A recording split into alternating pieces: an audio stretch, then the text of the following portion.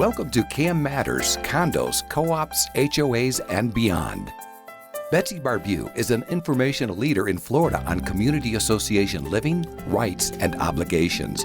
She is an expert on the rights and obligations of owners as well as the association. If you live or are planning to live in the state of Florida, there's a good chance you'll be part of a community association.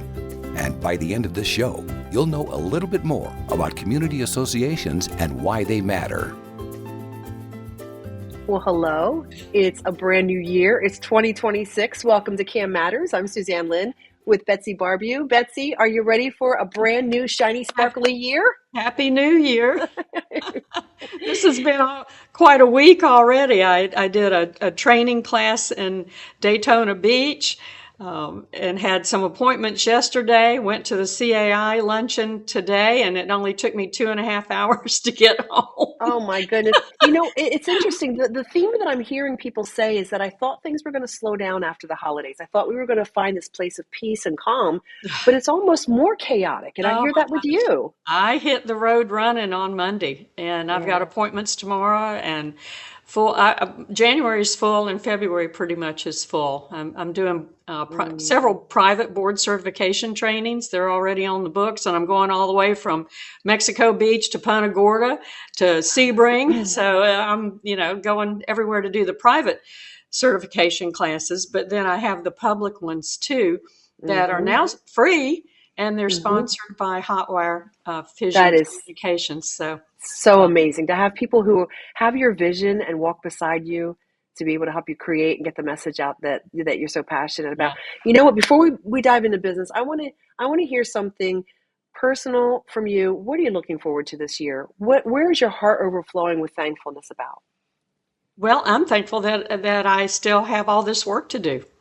Yeah. I can't wait to help people. I really, really like answering questions. Yeah. And so I am looking forward to answering questions. And the thing is that every time I answer a question, what people don't know is that they think that I have it all memorized, but I look it up, and I often learn things at the same time they do. And so I enjoy the learning. I enjoy people wanting to do better. For board members and owners and managers who call me all the time, that blesses my heart. So I'm just looking forward to being able to help people. Well, I love the fact that you love research because things are changing so fast. I mean, the rules are changing and you have to stay on top of it. And really what was in place, 6 months ago, maybe might be different. Yeah. And there were some deadlines that happened on December 31st. At any condominiums with more than 25 units had to have a website up and running. Okay. And the structural integrity reserve studies were due by December 31st. And I've talked to quite a few communities that have not been able to get theirs done. There haven't been enough engineers. There's not enough time. What does that mean for them? I don't know.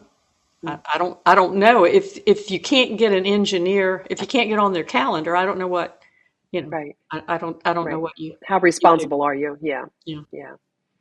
All right. Well, let's dive in. What are some of the things that you're looking at for this year? What are your priorities?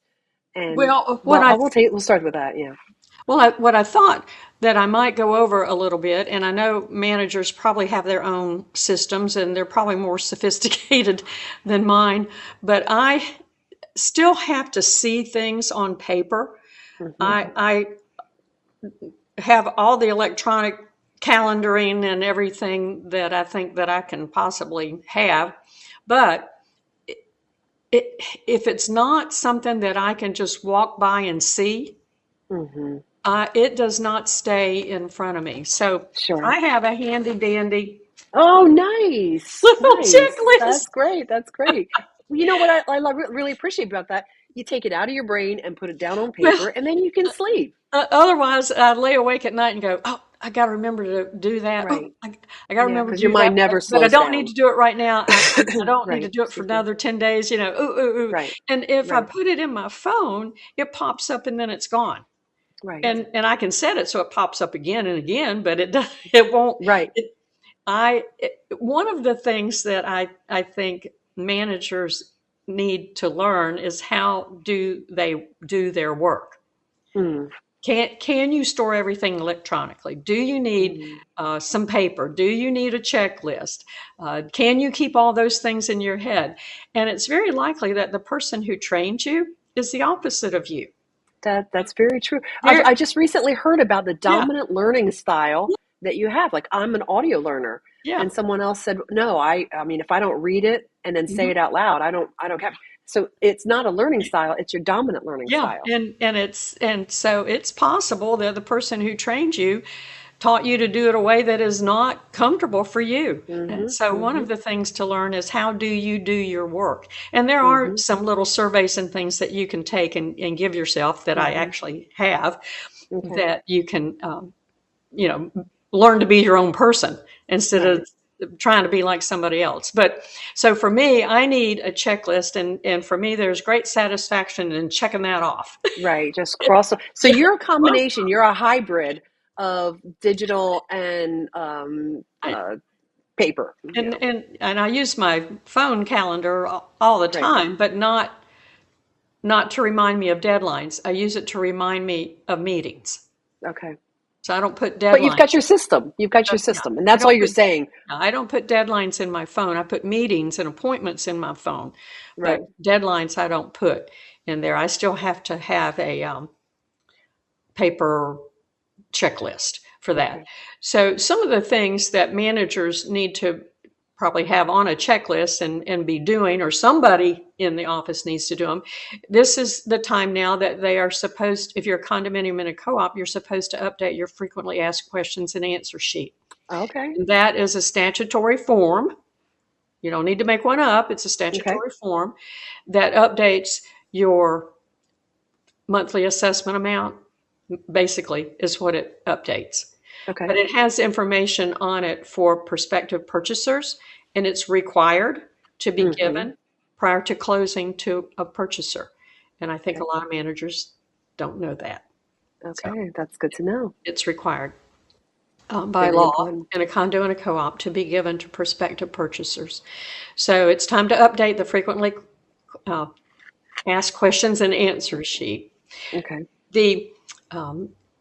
You've got, I think, about a month now to get your 1099s out. Some of you have accounting departments that take care of all of that for you, but some managers are a one-stop shop. So you're going to have to get your 1099s out to your vendors.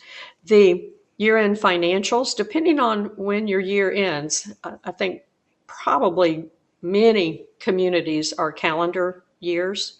Right. We're on a calendar year. So your year-end financials to the owners, whether you're sending them a cash report, a compilation review, or an audit, is to be, let's see, they changed it. It's condos is 180 days after the fiscal year end, and HOA and co-op, I believe, are still at 120 days. Okay. After the year end. That's good to know. That they need to be sent out. But if you have a fiscal year that's not a calendar year, that will be some kind of odd date in the middle of the year. Right. And there is also the issue of what if the CPA doesn't get the compilation and the review and the audit to you in time? Well, you can't provide something you don't have. Right. So all you can do is wait for the CPA to finish the work.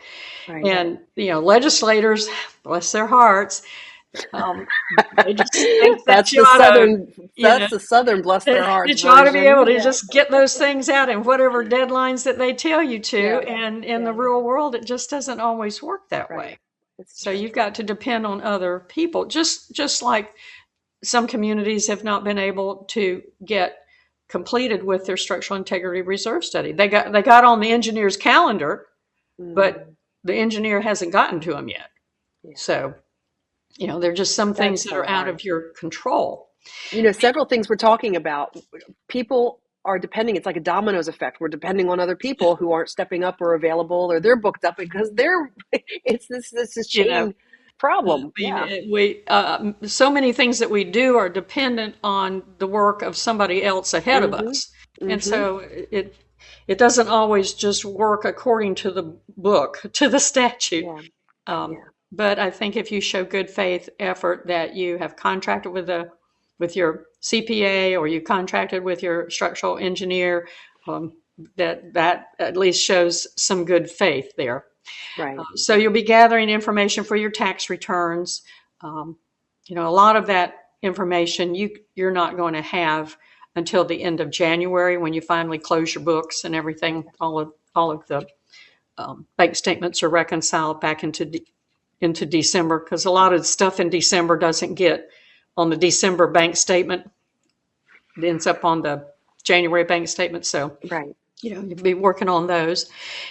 As you're having your annual meetings, it's time to update your SunBiz corporate annual report form. Oh, good reminder. Yeah. So that is delinquent on May 1st. Okay. So it's due January 1st, delinquent May 1st. So get those done. You don't want to have your corporation involuntarily dissolved, because then it takes about $400 or $500 to reinstate it. So and all it costs right now is $61.25. So okay, yeah, going huge inspiration. So as your new boards are elected in the next couple of months, be sure to update that report before May 1st. Division of Condominiums should have already sent you your invoice in December for the $4 per unit fee that is required to be paid. It's due January 1st and delinquent March 1st. Okay. If you miss that March 1st deadline, that's a 10% penalty. And I find a lot of communities' budgets, condo budgets, do not show that line item separately on your budget. Okay. And that line item is required by statute to be a separate line item on your budget. So. Okay. Betsy, it feels like a good time to take a quick break here and we'll come back, okay? Okay. I got to wrap my mind around all this stuff because I didn't realize we were in such a short window of things that needed to be taken care of before fines or, disappearing happen. So we'll be right back, okay? Okay. Are you ready for a new career? Do you have skills or interest in management, real estate, construction, maintenance, accounting, strategic planning, project management, budgets, human resource management, lawn and landscaping, pool services, or any other expertise needed to operate a community association? If you do, community association management could be for you. For more information, feel free to email Betsy at betsy@floridacamschools.com or visit the Florida Cam Schools website at www.floridacamschools.com. Florida Community Association Management continues to grow. Career opportunities abound. Welcome back to Cam Matters. I'm still Suzanne Lynn with Betsy Barbieux as we start the second half of the January 2026 episode. And Betsy, you're talking about things that have to be done.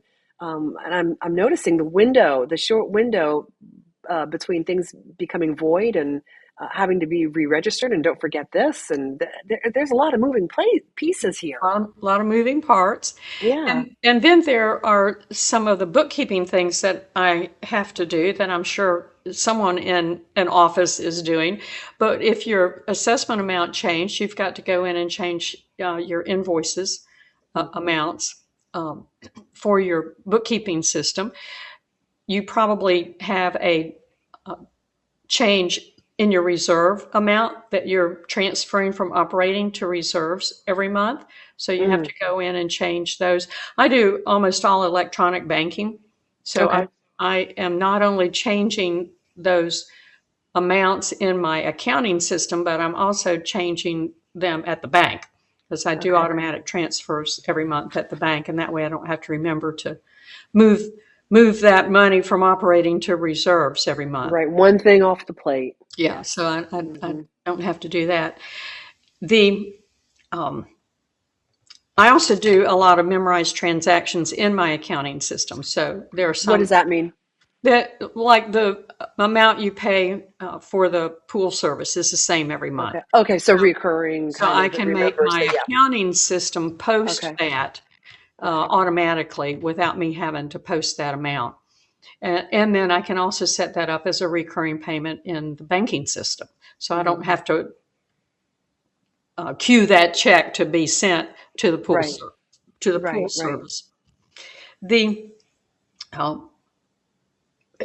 just things like being sure that after each annual meeting, I have scanned the annual meeting package. So I've got, starting from the first notice of election to the notice of intent to run for the board that the candidates send in, the second notice of election, the annual meeting notice, the agenda, and then any of the limited proxies, general proxies, ballots, any of those documents that were used during the annual meeting, and then the minutes. I scan all of that in and just create one big package for the annual meeting. And then I do the same thing for the budget meetings. So those budget meeting notices, the affidavit of mailing, the proposed budget, the approved budget, minutes. Betsy, I'm just going to throw all this of that out here. in together. We Have I haven't really overwhelmed talked. you? Yeah, no, it's a little overwhelming. Let me just throw this in and tell me if you want to get off this topic. But are you finding a way, because there's a lot of moving parts here, and I can see why some of your stuff is digital, why some of it's on paper. But have you found a way to maybe help with AI to integrate, organize you a little bit, or are you seeing other people that are using it in a way for organizing and? I haven't used AI to organize. I don't know how I would do that. I use it to research some things for me, Okay. but not. I don't know how. I don't know how it could organize for me. So, for example, I and don't this is know.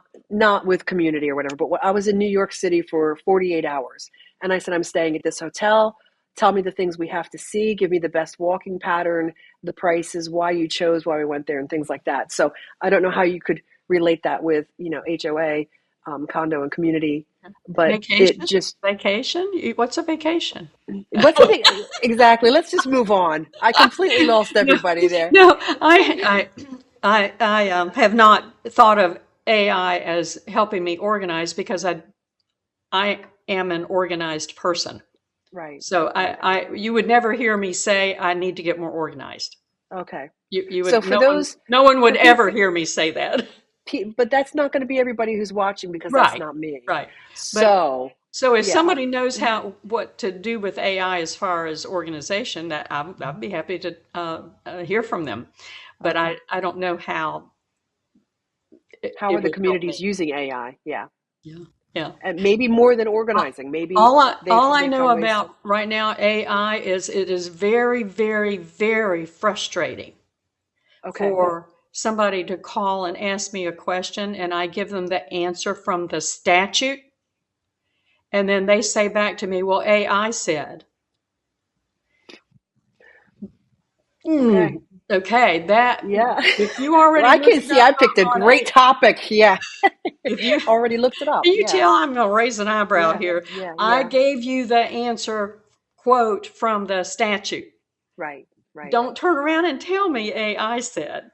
So maybe the lesson here, maybe the whole reason this was to come up was it makes mistakes. Go It to the source. you go Look at to the the source. traditional. Right. Right. You go to the source. I don't Whew. find the statutes that confusing to read. I mean, Yeah.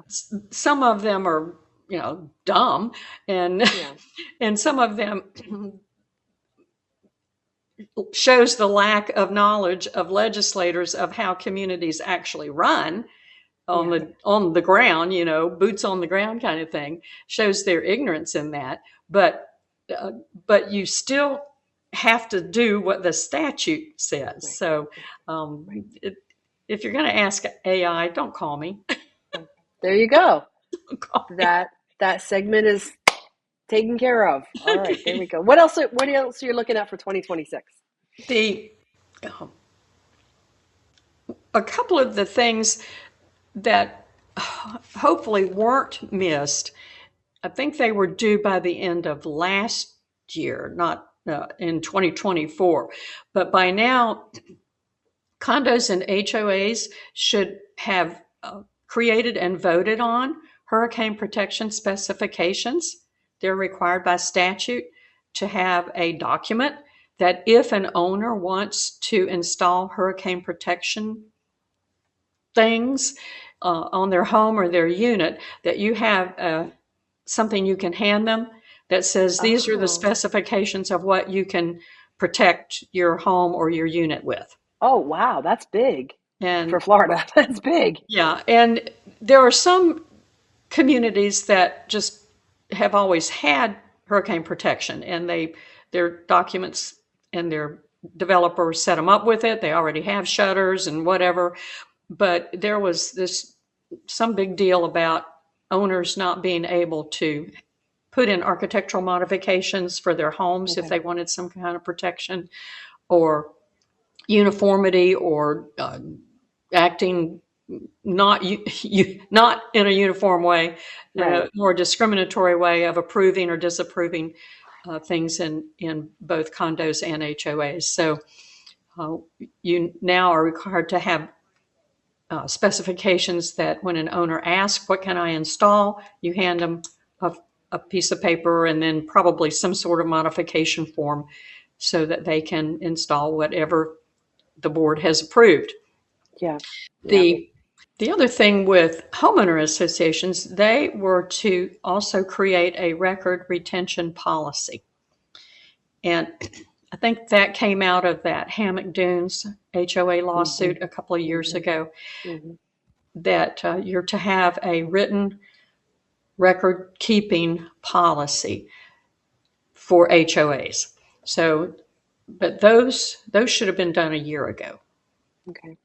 So those were some other things that I had on my checklist that are not on the list for this year because I did them last year. They should be done. Yeah. They should be done. All right.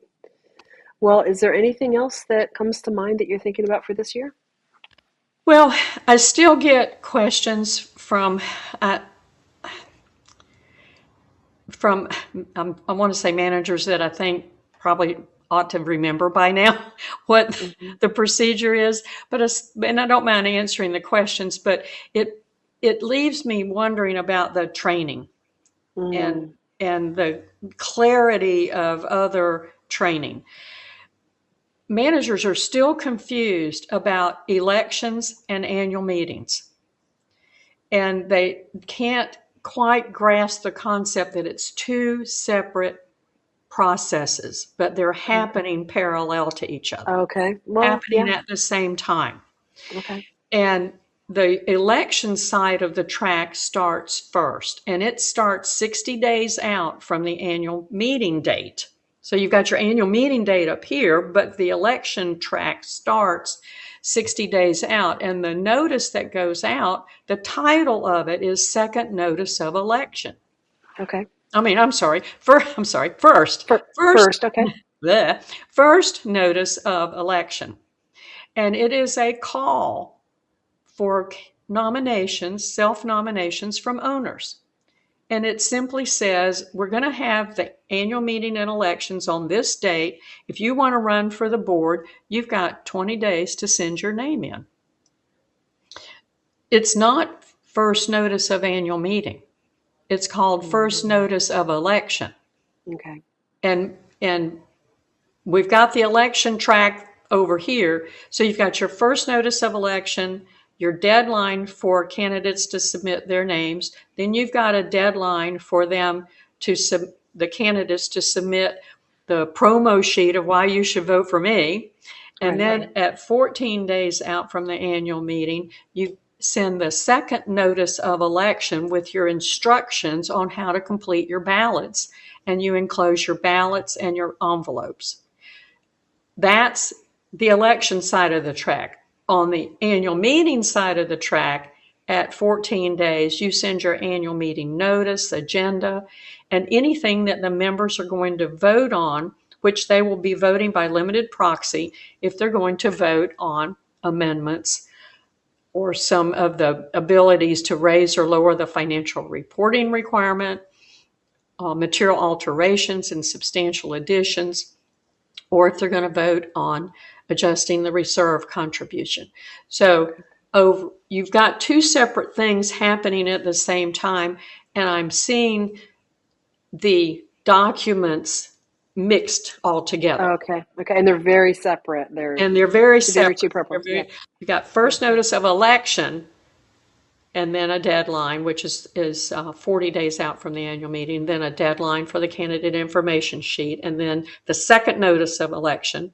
But the word annual meeting doesn't go on those those documents. So I just keep seeing everything all mixed together. And then for the annual meeting, don't forget to do your affidavit of mailing, your proof of service, whatever you're titling that one.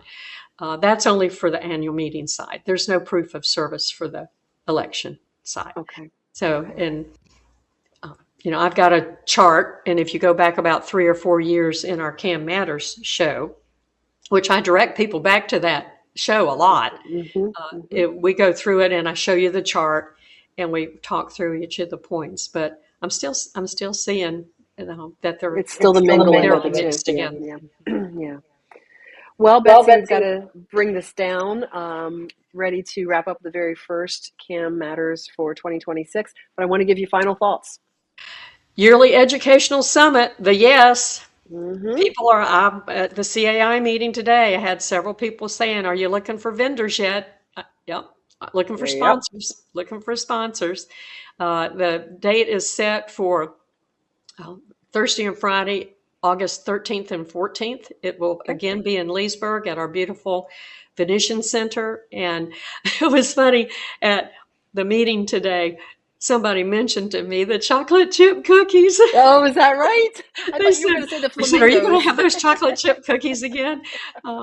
It was Emilio from Hotwire. He said, "Yeah, I asked Miss Debbie how she made those cookies, and she says that she browns the sugar first before she puts it in the batter." I feel like we just let a big secret escape. I hope that's okay. It was so funny, but the conversation was not about the good material and the wonderful instructors and information. It was about the chocolate chip cookie. There you go.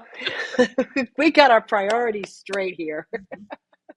I love it. Betsy, I love catching up with you, and thank you for pouring your heart into these shows.